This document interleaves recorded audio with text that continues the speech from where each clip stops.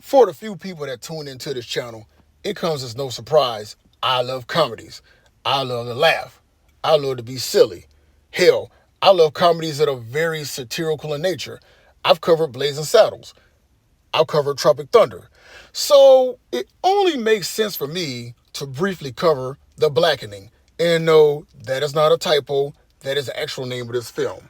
Sure, it's listed as a horror comedy, but believe me when I tell you, this film is more comedy than it is horror, and the comedic satirical aspects of this movie heavily outweigh the horror stuff. As a matter of fact, even the horror stuff, when the kills happen, is funny as all hell. Trust me when I say I have fun with this movie. Now you have the plot where you have 7 college friends who get invited by 2 of their other college friends to go link up and meet each other in a cabin in the woods in the middle of nowhere. So there's your first huge red flag right there. But when they get there, they quickly find out that their 2 friends are dead, and there's a psycho serial killer out there that is making them play this game known as the Blackening. And let me say this before I continue. This movie does 2 things very well when it comes to both black people in pop culture and also in real life. One, anyone who watches a horror film, the black person always dies in the movie, especially if they die first.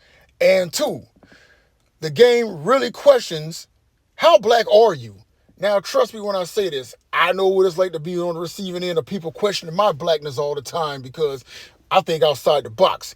But 2 of the questions in this movie that the game has in play is, what does the NAACP stand for? And one of the multiple choice answers is Negroes at Applebee's cooking pasta. And when I tell you that I pissed myself laughing, or almost pissed myself laughing, I said, hell no. And then one of the other questions is, name 5 black people that have been on the television show Friends. And while everybody's naming folks, the real answer was, I don't know. I never watched Friends because I watched Living Single instead. And I'm like, wow. And it also plays on the tropes with the main characters in both real life and in movies. You have the biracial female character that has both a black and a white parent. You have the loudmouth female friend that loves to drink a lot.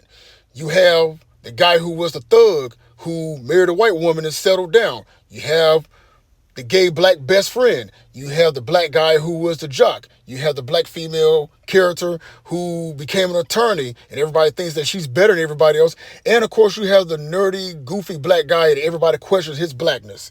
And here's a little spoiler. When it gets to the end of the film, let's just say that the mastermind behind all this decided to crash out over a game of spades. And anybody who's ever played spades knows that black people take spades very seriously, especially when you renege. But overall, The Blackening, I had fun with this movie. If you haven't watched it, I highly recommend it. And if you love satire and you love comedy, I'll definitely give this film 2 thumbs up. Just my thoughts, just my opinion, and as always, just saying.